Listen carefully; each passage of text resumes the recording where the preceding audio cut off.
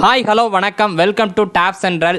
எஸ்எஸ்சியில் CGL CHSL MTS இந்த எக்ஸாம்லாம் target பண்ணி தான் நாம் ஜிகே சீரியஸ் ஸ்டார்ட் பண்ணியிருக்கோம். நாம் இன்றைக்கி பார்க்கக்கூடிய டாபிக் வந்து துக்ளக் வம்சம் தான் பார்க்க போகிறோம். எஸ்எஸ்சியில் ப்ரீவியஸ் இயரில் கேட்ட கொஷின்ஸை மட்டும்தான் எடுத்து நாம் டிஸ்கஸ் பண்ணுறோம். துக்ளக் வம்சத்தில் என்னென்ன ப்ரீவியஸ் கொஷின்லாம் இருக்குங்கிறத பார்க்குறதுக்கு முன்னாடி நாம் ஒரு ஆசமான ஒரு மோட்டிவேஷனோடு உள்ளே போகலாம். அறிவு என்பது புதையல் பெட்டகம் என்றால் பயிற்சி என்பதே அதன் திறவுகோல் அப்படின்னு சொல்லி ஜேம்ஸ் கேமரூன் சொல்லியிருக்கிறாரு. உண்மையான விஷயம்தான். ஏன்னா சென்ட்ரல் கவர்மெண்ட் எக்ஸாம் அப்படின்னாலே ஜஸ்ட் ப்ராக்டிஸ் தான், வேறு எதுவுமே இல்லை. ஒரு கொஸ்டினை எத்தனை முறை ப்ராக்டிஸ் பண்ணுறியோ அதை ஒன்றை விட சிறப்பாக செய்ய முடியாது அப்படிங்கிறது தான் மத்திய அரசு தேர்வுகளுடைய ஒரு ஒரு குறிப்புனே சொல்லிடலாம். அந்த அளவுக்கு தான் இருக்கும், சரியா? அதனால் எனக்கு மேக்ஸ் வரலையா 100 தடவை சால்வ் பண்ணி நீ தான் கிங்கு, சரியா? அதே தான். ஸோ வாங்க கிளாஸ்க்குள்ளே போகிறதுக்கு முன்னாடி நீங்கள் செய்ய வேண்டிய ஒரே ஒரு விஷயம் டாப் சென்ட்ரல் சேனலுக்கு சப்ஸ்கிரைப் பண்ணுறது தான். அப்போனால தான் நான் போடக்கூடிய வீடியோ உங்களை வந்து சேரும். வாங்க கிளாஸ்க்குள்ளே போயிடலாம். ஃபஸ்ட்டு, கியாசுதீன் துக்ளக் இறந்த பின் அரியணை ஏறியவர் யார்? இந்த கியாசுதீன் துக்ளக் அப்படிங்கிறால இவர் தான் இந்த துக்ளக் வம்சத்தையே ஆரம்பித்து வச்சுருப்பார். ஃபவுண்டர் ஆஃப் துக்ளக் டைனஸ்டி யார் அப்படின்னு பார்த்தீங்கன்னா கியாசுதீன் துக்ளக் தான், சரியா? இவர் இறந்ததுக்கப்புறம் இவருடைய மூத்த பையனான முகமது பின் துக்ளக் தான் அரியணையில் ஏறியிருப்பார். ஸோ அவர் தான் சரியான ஆன்சர், ரைட்டா? முகமது பின் துக்ளக் அப்படிங்கிறது தான் கரெக்டான ஆன்சர். ஓகே, அடுத்து என்னன்னு பார்த்தீங்கன்னா அஜீஸ் குமாரை, நல்லா கேட்டுங்க, அஜீஸ் குமாரை மது காய்ச்சுபவரில் இருந்து உயர் நிர்வாக பதவிக்கு நியமித்தவர் யார் அப்படின்னு சொல்லி கேட்டிருப்பாங்க. நல்லா பாருங்கள், ஒவ்வொரு வம்சத்துலேயும் அடிமை வம்சம், கில்ஜி வம்சம், இப்போ துக்ளக் வம்சம் அப்படின்னு பார்க்கும்போது எல்லா வம்சத்துலேயும் யாராவது ஒரு சில மன்னர்கள் மட்டும்தான் மிகச்சிறப்புடையவர்களாக இருப்பாங்க. அதில் இந்த துக்ளக் வம்சத்தில் முகமது பின் துக்ளக் தான் மிகச்சிறந்தவர் அப்படின்னே சொல்லலாம். ஏன் அப்படின்னு பார்த்தீங்கன்னா இந்த அஜீஸ் குமார் அப்படின்னு இருக்கார்ல, இவர் வந்து மது காய்ச்சி, அதாவது சாராயம் காய்ச்சக்கூடிய ஒரு இடத்துல இருந்திருக்கிறாரு.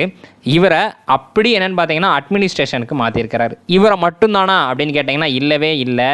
சமையல்காரர் ஒருத்தர், தோட்டக்காரங்க 2 பேர், இப்படின்னு சொல்லி இந்த மாதிரி அடிப்படை வேலைகளில் இருப்பாங்கள்ல, அவங்க எல்லாத்தையும் அட்மினிஸ்ட்ரேஷனில் கொண்டு வந்து அவங்கள வேலைக்கு வச்சது யாருன்னு பார்த்தீங்கன்னா முகமது பின் துக்ளக் தான் சரியான ஆன்சர். ஓகேவா? அதனால தான் இவர் வந்து துக்ளக் வம்சத்தில் ஒரு மிகப்பெரிய ஆளாக கருதப்படுகிறார். அடுத்து என்னென்னு பார்த்தீங்கன்னா லதா பைரா ஆகிய 2 தோட்டக்காரர்களை நிர்வாக பதவியில் நியமித்தவர். இப்போ தான் நான் உங்களுக்கு சொன்னேன், முடி திருத்துறவங்க, முடி வெட்டுறவங்க, சரியா? முடி வெட்டுறவங்க, சமையல்காரர், தோட்டக்காரங்க, இவங்க எல்லாத்தையும் அட்மினிஸ்ட்ரேஷன், தங்களுடைய ராஜா சுல்தானில் இருக்காங்களா அந்த அரியணையில் இருக்கக்கூடிய அட்மினிஸ்ட்ரேஷன் பதவிக்கு கொண்டு வந்தவர் யார் அப்படின்னு பார்த்தீங்கன்னா முகமது பின் துக்ளக் அப்படிங்கிறது தான் கரெக்டான ஆன்சர். அடுத்து, ஜியாவுதீன் பர்னி தனது வரலாற்றை 1356இல் எழுதினார் மற்றும் டேஸ் ஆண்டுகளுக்கு பிறகு மற்றொரு பதிப்பை எழுதினார் அப்படின்னு சொல்லி கேட்டிருக்காங்க. ஒன்றுமே இல்லை, இந்த ஜியாவுதீன் பரணி அப்படிங்கிறவர் சுயசரிதையை எழுதியிருக்கிறார் 1356. அதனுடைய ஃபஸ்ட் வால்யூம் முடிஞ்சதுக்கப்புறம் ஒரு சின்ன கேப் எடுத்து செகண்ட் வால்யூம் எழுதியிருக்கிறாரு, சரியா? அதாவது முதல் புத்தகம் எழுதி சில வருடங்கள் கழித்து இன்னொரு புக்கு எழுதியிருக்கிறாரு. அதை எத்தனை வருட கேப் இருந்துச்சு அப்படிங்கிறத தான் கேட்டிருக்காங்க. 2 வருஷம் கேப்புக்கு அப்புறம் தான் இவர் வந்து இந்த புக்கை எழுதியிருப்பார். ஓகேவா? சியாசுதீன் பரணி அப்படிங்கிறது. ஓகே, அடுத்து, முகமது பின் துக்ளக் ஆட்சியின் போது இந்தியாவிற்கு வந்த மொரோக்கோ நாட்டு பயணி யார் அப்படின்னு சொல்லி கேட்டிருக்கிறாங்க. மொரோக்கோ நாட்டு பயணி அப்படின்னு சொல்லி நம்ம படித்தது ஒரே ஒரு ஆள் தான், இபின் பதூதா அப்படிங்கிறது தான் சரியான ஆன்சர். இவர் தான் வந்திருப்பார். அடுத்து இவர் எப்போ வந்தார் சார் அப்படின்னு பார்த்தீங்கன்னா 1333 வந்திருப்பார். 1333 வந்திருப்பார். அப்போ யார் அரசராக இருந்திருப்பா அப்படின்னு பார்த்தீங்கன்னா முகமது பின் துக்ளக் தான் அரசராக இருந்திருந்தார், சரியா? அதுபோக இந்த அப்துல் ரசாக் அப்படின்னு இருக்கிறார்ல, இவரும் வருகை தந்திருந்தார். ஆனால் எந்த இதுக்குன்னு பார்த்தீங்கன்னா விஜயநகரத்துக்கு வந்திருப்பார், சரியா? அந்த தேவராயா 2, அதாவது 2ஆம் தேவராயர் இருக்கார்ல, அவருடைய பீரியடில் இந்த அப்துல் ரசாக் அப்படிங்கிறவர் வந்திருப்பார். அடுத்து என்னென்னு பார்த்தீங்கன்னா அல் மசூதி அப்படிங்கிறவர் யாருன்னு பார்த்தீங்கன்னா அரேபியர்களுடைய ஹெரட்டோட்டஸ் அப்படின்னு சொல்லுவாங்கள்ல, அவர் வந்து 10ஆம் நூற்றாண்டில் வந்திருந்தார், சரியா? அந்த அல் மசூதி அப்படிங்கிறவர். ஓகே, அடுத்து என்னன்னு பார்த்தீங்கன்னா சுலைமான் அல்தாஜி அப்படிங்கிறவர் 9ஆம் நூற்றாண்டில் வந்திருப்பார். ஓகே, இவ்வளோதான். அப்போ இந்த இடத்துல முகமது பின் துக்ளக்கின் ஆட்சியின் போது இந்தியாவிற்கு வருகை தந்த மொரோக்கோ நாட்டு பயணி யார் அப்படின்னு கேட்டிங்கன்னா இபின் பதூதா அப்படிங்கிறது தான் சரியான ஆன்சர். கீழ்கண்டவற்றுள் துக்ளக் வம்சத்தின் ஆட்சியாளராக யார் இருக்கவில்லை அப்படிங்கிறது தான். நம்ம எல்லாருக்குமே தெரியும், கியாசுதீன் துக்ளக் தான் துக்ளக் வம்சத்தையே நிறுவியிருப்பார். ஸோ இங்கே வந்து யார் இல்லை அப்படின்னு தான் கேட்குறாங்க. ஸோ அவர் இருந்திருக்கிறாரு. முகமது பின் துக்ளக் அவருடைய பையன்தான், அவரும் இருந்திருக்காரு.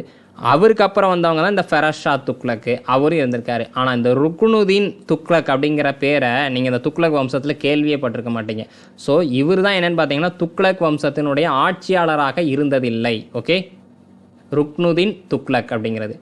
அடுத்து துக்லகாபாத்தை நிறுவியவர் யார் அப்படின்னு சொல்லி கேட்டிருக்காங்க. துக்லகாபாத் அப்படிங்கிறத வந்து நிறுவனது யார் அப்படின்னு பார்த்தீங்கன்னா கியாசுதீன் துக்ளக் அப்படிங்கிறவர் தான் நிறுவியிருப்பார். சரியா, கியாசுதீன் துக்ளக் அவருடைய பெயர்லேயே அந்த இருக்கக்கூடிய அந்த துக்ளக்கை வச்சு இவர் ஆரம்பிச்சிருப்பார். இவர் தான் என்னென்னு பார்த்தீங்கன்னா துக்ளக் வம்சத்தை நிறுவியதும். சரியா, துக்லகாபாத்தை நிறுவியதும் கியாசுதீன் துக்ளக் தான்.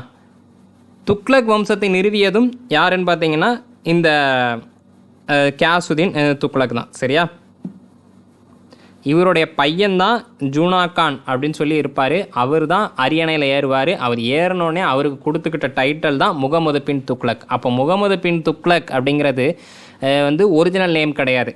ஜூனா கான் அப்படிங்கிறது தான் அவருடைய பெயர். அவர் வந்து அப்பாவுக்கு அப்புறம் அவர் அரியணையில் ஏறிட்டார். ஏறினதுக்கப்புறம் அவருக்கு அவரே கொடுத்துக்கிட்ட பேர் தான் முகமது பின் துக்ளக். 1398 தைமூர் படையெடுத்த போது இங்கே ஒரு ஸ்பெல்லிங் மிஸ்டேக் இருக்குது. 1398 தைமூர் இந்தியாவின் மீது படையெடுத்த போது ஆட்சி செய்த வம்சம் எது அப்படிங்கிறது தான் கேள்வி. ஓகேவா, நல்லா பாருங்கள். 1398 தைமூர் வந்து இந்தியா மீது படையெடுக்கு. அப்போது இந்தியாவில் ஆட்சி செஞ்சுக்கிட்டு இருக்க வம்சம் எது அப்படின்னு பார்த்தீங்கன்னா அடிமை வம்சமும் கில்ஜி வம்சமும் முடிஞ்சிருச்சு. துக்ளக் வம்சம் தான் ஆட்சி செஞ்சுக்கிட்டு இருந்துச்சு. சரியா, ஏன் சார் அப்படின்னு பார்த்தீங்கன்னா துக்ளக் வம்சத்தோடைய பீரியட் என்னன்னு பார்த்தீங்கன்னா 1320 கியாசுதீன் துக்ளக் வந்து துக்ளக் வம்சத்தை நிறுவி இருப்பார். அதிலேருந்து கண்டினியூ ஆகி 1414 வரைக்கும் இந்த துக்ளக் வம்சம் கண்டினியூ ஆகிருக்கும். ஸோ துக்ளக் அப்போ 1398 இடையில தானே இருக்குது. அப்போ துக்ளக் வம்சம் தான் இந்தியாவில் ஆட்சியில் இருந்துச்சு.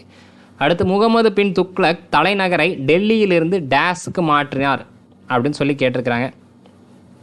சாரி, இந்த இடத்துல ஒரு ஆப்ஷன் எல்லாமே தப்பாயிருச்சு. சரியா, ஆப்ஷன் எல்லாமே தப்பாயிருச்சு. முகமது பின் துக்ளக் வந்து தலைநகரை டெல்லியிலிருந்து எங்கே மாற்றிருப்பார் அப்படின்னு பார்த்தீங்கன்னா நல்லா கேட்டுங்க. துக்லகாபாத்தை நிறுவியது கியாசுதீன் துக்ளக், அதையும் இதையும் போட்டு குழப்பிக்கக்கூடாது. முகமது பின் துக்ளக் வந்து தலைநகரை டெல்லியிலிருந்து எங்கே மாற்றிருப்பார் அப்படின்னு பார்த்தீங்கன்னா தௌலதாபாத் அப்படிங்கிற இடத்த மாற்றிருப்பார். இந்த தௌலதாபாத்னு சொல்கிறீங்களே, அது என்ன சார், இது எங்கே இருக்குது அப்படின்னு பார்த்தீங்கன்னா ஒன்றுமே இல்லை. மகாராஷ்டிராவில் தேவகிரி அப்படின்னு ஒரு இடம் இருந்துச்சு. அந்த தேவகிரிய இடத்தனுடைய பெயரை இவங்க மாற்றி தௌலதாபாத்னு வச்சுருப்பாங்க. சரியா, அப்போது தலைநகரை டெல்லியிலிருந்து தௌலதாபாத்துக்கு மாற்றிருப்பார். தௌலதாபாத் எங்கே இருக்குன்னா தேவகிரி, மகாராஷ்டிராவில் இருக்கக்கூடிய தேவகிரியை தான் சொல்கிறாங்க. அடுத்து அலாவுதீன் கில்ஜியின் ஆட்சியின் போது கியாசுதீன், நல்லா கேட்டுங்க, கியாசுதீன் துக்ளக் டேஸ் ஆளுநராக இருந்தார் அப்படின்னு சொல்லி கேள்வி கேட்டிருக்காங்க. அலாவுதீன் கில்ஜியினுடைய ஆட்சியின் போது கியாசுதீன் துக்ளக் பார்த்தீங்களா, கியாசுதீன் துக்ளக் தான் துக்ளக் வம்சத்தை நிறுவியிருப்பார். அவர் வந்து யார்கிட்ட வேலை பார்த்துருக்காரு, கில்ஜி வம்சத்தில் வேலை பார்த்துருக்காரு. இந்த கில்ஜி வம்சம் வந்து எதில், அடிமை வம்சத்தில் வேலை பார்த்துருப்பாங்க. சரிங்களா, அதுதான் அடிமை வம்சத்தில் அவங்களுக்கு வேலை பார்த்தது தான் கில்ஜி வம்சம். கில்ஜி வம்சத்துக்கு ஆட்சிக்கு வந்தோடனே கில்ஜி வம்சத்தில் வேலை பார்த்தது தான் இந்த துக்ளக் வம்சம். ஓகேவா, அலாவுதீன் கில்ஜி ஆட்சியின் போது கியாசுதீன் துக்ளக் வந்து பஞ்சாபினுடைய ஆளுநராக பணியாற்றியிருப்பார். ஓகேவா, இவ்வளோதான். இவ்வளோ கொஷின்ஸ் தான் வந்து நல்லா கேட்டுங்க, இவ்வளோ கொஷின் தான் வந்து உங்களுக்கு துக்ளக் வம்சத்தில் இருந்தே கேட்டிருக்கிறாங்க. நீங்கள் ஜஸ்ட்டு இந்த வம்சங்கள்லாம் பார்க்கும்போது தெரியுது, ஒவ்வொரு வம்சத்துலேயும் சிறப்பானவர்களை பற்றின ஒரு கொஷின் தான் கேட்டுகிட்டே இருக்கிறாங்க அதிகமாக. ரைட்டா, அதை மட்டும் நம்ம தெரிஞ்சுக்கிட்டாலே போதும். நிச்சயம் நம்மளால் வரக்கூடிய MTS exam, CHSL exam, CGL எக்ஸாம்லாம் நம்மளால் கிராக் பண்ண முடியும். ரைட்டா, டெய்லி அப்படி பார்த்துட்டே வாங்க. நம்ம எப்படி ஹிஸ்ட்ரி, பாலிட்டி, எக்கனாமிக்ஸ்ன்னு டெய்லி ஏதாவது முடிச்சுட்டே போய்கிட்டே இருக்கலாம். ரைட், மாணவர்கள் அனைவரும் மத்திய மற்றும் மாநில அரசு பணியினை பெறுவதற்கு தென்காசி ஆகாஷ் ஐஏஎஸ் அகாடமியின் அன்பான வாழ்த்துக்கள். மறக்காமல் டேப்ஸ் என்ற சேனல் சப்ஸ்கிரைப் பண்ணிக்கோங்க. தேங்க்யூ.